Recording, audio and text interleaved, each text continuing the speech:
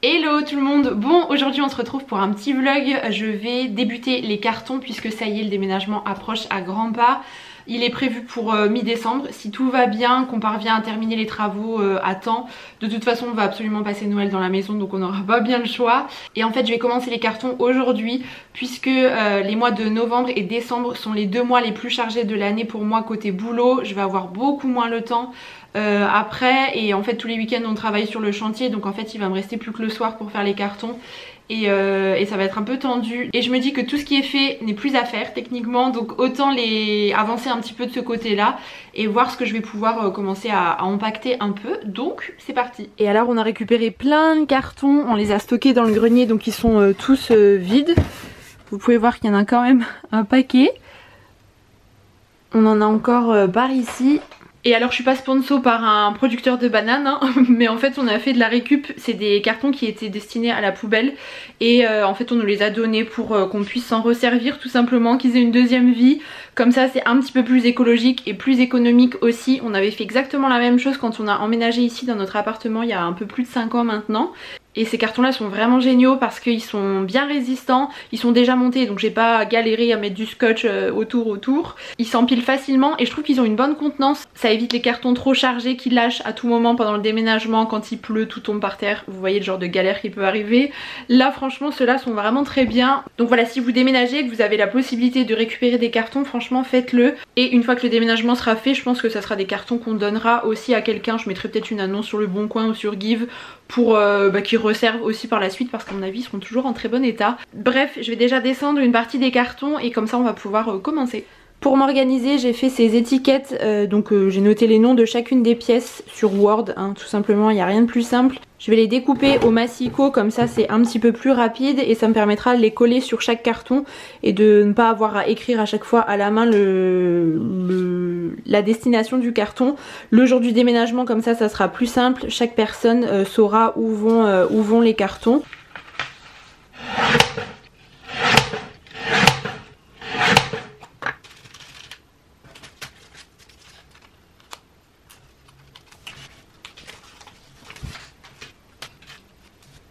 Ça y est, les étiquettes sont prêtes, donc on a vraiment toutes les différentes pièces de la maison. Comme ça j'aurai plus qu'à les coller sur les cartons. J'en profite pour vous montrer ces petites citrouilles parce que je suis sûre que vous allez me demander d'où elles viennent. Je les ai achetées dans un concept store de ma région, c'est l'Estanco. Vous savez, c'est une boutique de déco où on retrouve des créations faites main. Donc c'est le cas de ces petites citrouilles. Ce sont des DIY en fait que la gérante a réalisé. Elles sont trop mignonnes avec du tissu en lin, comme ça je les trouve sublimes. Vous pouvez aussi tout à fait les réaliser vous-même si jamais vous aimez bien les créations, mais elles sont vraiment trop mignonnes. Et là l'idée c'est de mettre en carton les choses dont on ne va pas se servir jusqu'à l'emménagement. Donc pendant 2 mois et demi environ, les trucs voilà, qu'on utilise de manière très occasionnelle. Je vais concrètement pas emballer les verres, la vaisselle du quotidien, les jouets de mon fils et tout, ça sera vraiment pour beaucoup plus tard. Mais l'idée c'est de pouvoir gagner un petit peu de temps. Je vais par exemple m'attaquer à nos livres qui sont juste ici sur cette étagère.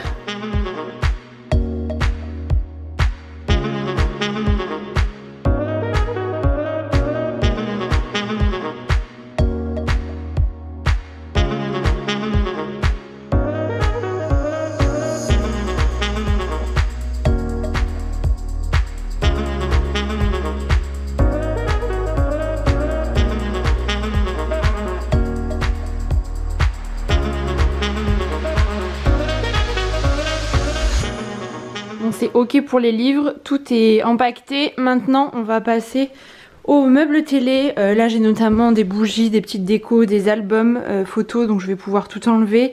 Et là une partie, il y a mon matériel photo et vidéo, donc ça évidemment j'en ai besoin tous les jours, donc ça sera au dernier moment, mais je vais voir déjà tout ce que je peux mettre en carton. Pour les choses très fragiles, je vais me servir de ce papier bulle. C'est un grand rouleau qu'on a depuis le déménagement précédent. On s'en était bien servi. Bon là pour le coup c'est pas très écologique, mais ça permet quand même de bien protéger les choses fragiles, comme là les bougies. Je pense que je vais mettre une petite couche de papier bulle pour éviter les dégâts.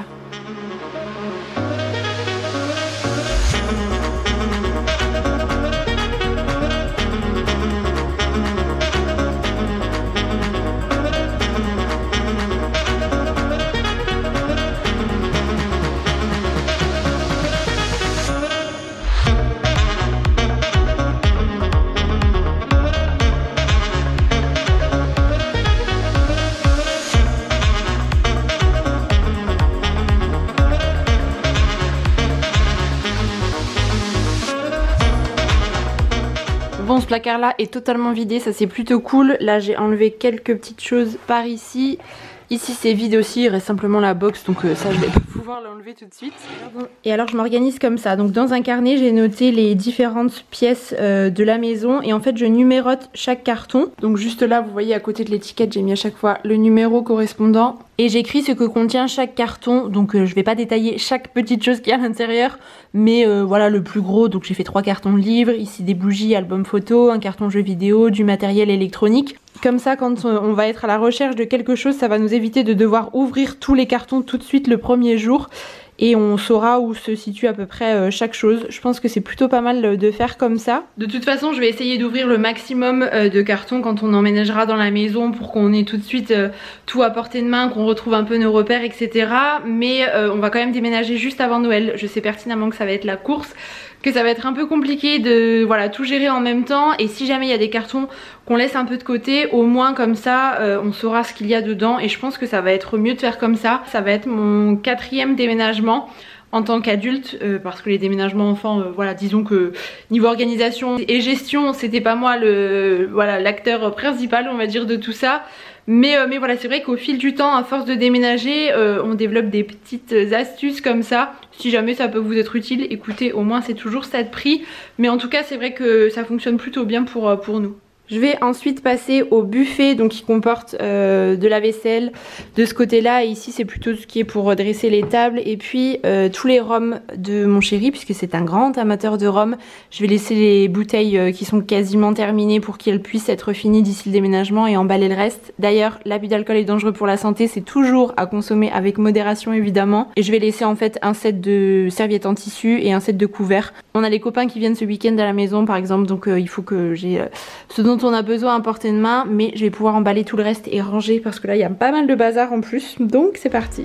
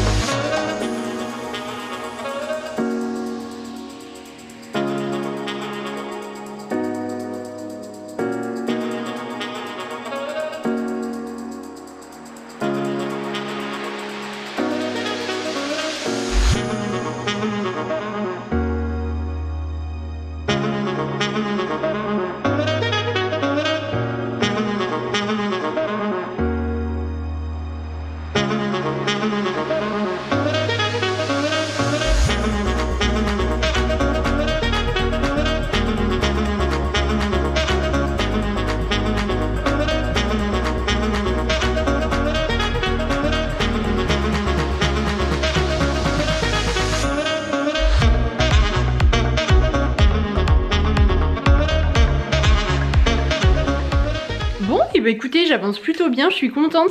Là je suis à une dizaine de cartons, ça se remplit super vite. Les cartons sont pas immenses après mais c'est vrai que ça prend tout de suite pas mal de place, notamment les éléments un peu de déco, les bougeoirs et tout, il y a de l'espace un peu vide et je vais pas non plus trop surcharger les cartons parce qu'après ça va être une galère à transporter. Je pense un petit peu au dos de nos proches qui vont nous aider, à mon dos aussi, donc voilà pour pouvoir porter ça assez facilement. Mais ce qui est pas mal c'est qu'ils s'empilent super bien. Je vais aller faire une petite pause pour déjeuner et puis je reprendrai après. Et c'est là que je suis bien contente d'avoir fait du meal prep hier avec mon chéri. On était dimanche et pendant la sieste de com on en a profité.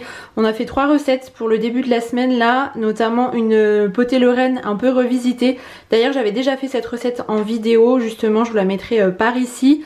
À l'intérieur il y a des carottes fan, des pommes de terre, des poireaux, du chou vert, des lardons et de la saucisse. C'est délicieux, c'est vraiment les plats réconfortants que j'aime bien manger quand il commence à faire un peu plus frais. Donc là j'ai réchauffé et du coup mon déjeuner est déjà prêt, c'est trop pratique. Et je vais manger ça avec une petite poire. Comme ça je mange vite fait et je peux retourner à mes cartons. Et voilà ce que ça donne pour la première partie du buffet. Donc j'ai vraiment tout vidé. En bas il n'y a vraiment plus rien du tout. Et sur le haut j'ai gardé une nappe avec les serviettes en tissu et puis les rhums avec des verres à rhum et là-bas derrière des couverts dorés que j'utilise de manière un petit peu plus occasionnelle.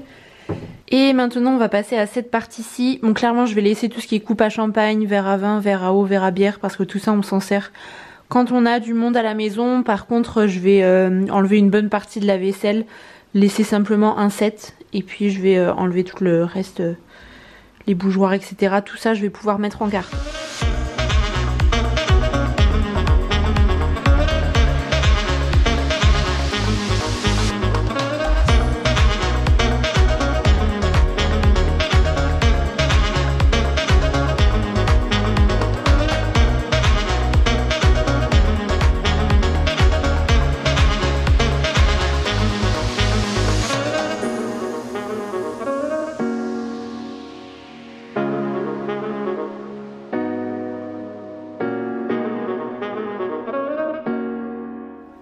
en tout cas je regrette pas du tout d'avoir fait ce grand tri pendant l'été des différents placards de la maison, enfin de l'appartement, parce que du coup ça me fait gagner pas mal de temps là quand je fais les cartons, puisque tout ce qui se trouve dans les placards, les tiroirs, je prends tout et j'ai plus qu'à emballer et à mettre dans les cartons. Toute cette étape de tri est déjà faite en fait et ça me fait gagner pas mal de temps. Et pour tout ce qui est des vêtements d'ailleurs, j'ai même pas fait mon switch de dressing été, automne, hiver encore, j'ai pas eu le temps, mais je ferai ça en dernière minute, enfin vraiment les dernières semaines.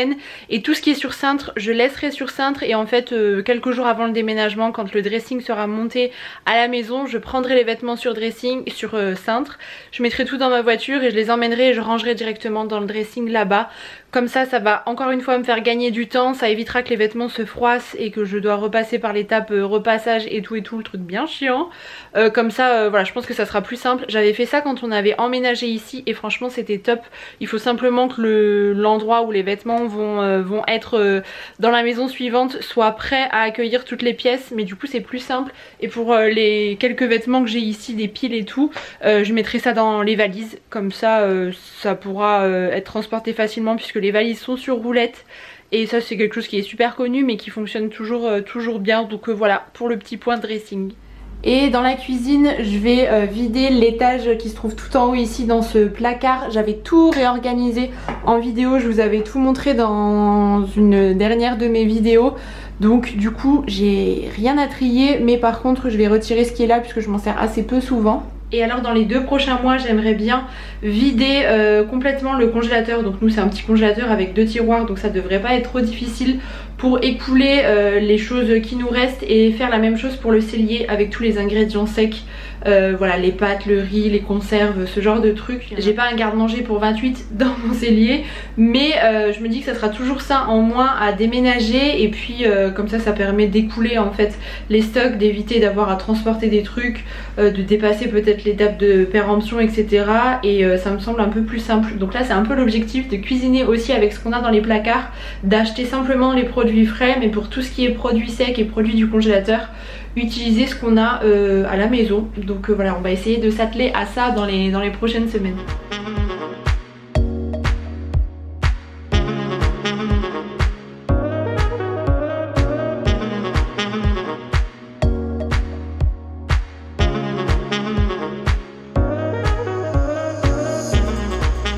Ce qui est génial avec ces cartons, c'est qu'en fait vous n'avez pas besoin de mettre de scotch pour les fermer, puisque le couvercle, si vous voulez, sert de fermeture, il s'encastre jusqu'au bout, et du coup pour le porter vous avez des prises des côtés et puis là aussi si nécessaire. Donc c'est trop pratique puisque ça évite de perdre du temps à mettre du scotch, pareil que ça soit à la fermeture ou à l'ouverture. Franchement c'est la vie, les cartons de banane. D'ailleurs j'ai fait une petite story sur Insta tout à l'heure pour dire que j'avais attaqué les cartons et que je vloguais tout ça, et certaines d'entre vous m'ont dit que les cartons de banane c'était les meilleurs pour faire un déménagement, et je valide. Franchement si vous avez l'occasion d'en récupérer, faites-le parce qu'ils sont vraiment trop top. Bon, je passe à la chambre de mon fils. Aujourd'hui je vais simplement m'occuper de ce meuble là. C'est un petit meuble DIY, vous savez, que j'avais fait il y a quelques temps, en vidéo d'ailleurs, où il y a des choses dont on se sert pas vraiment, ces couvertures de quand il était petit, donc ça je vais pouvoir emporter, des peluches, et ça ce sont des livres et des jeux pour l'année prochaine en fait, quand il sera un petit peu plus grand. Donc pareil, je mets tout en carton.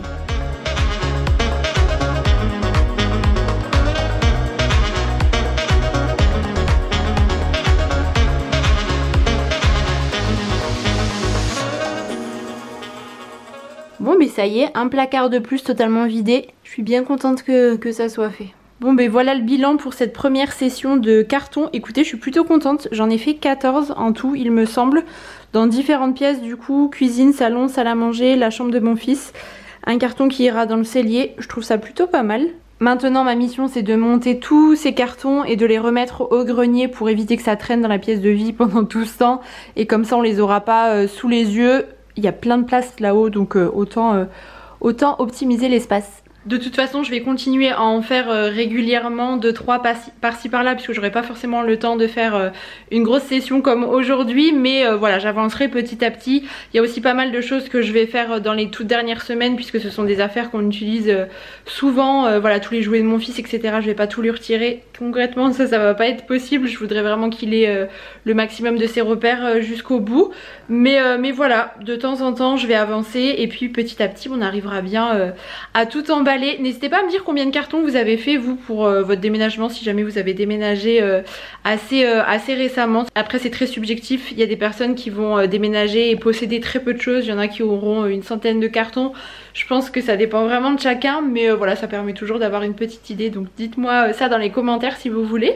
Et puis écoutez, je crois que je vais vous laisser là. J'ai encore des choses à faire pour le boulot avant d'aller récupérer mon fils, donc je vais en profiter. J'espère que ce vlog tout en simplicité vous aura plu. Et puis en attendant la prochaine vidéo, comme d'habitude, je vous embrasse très fort et puis on se dit à bientôt.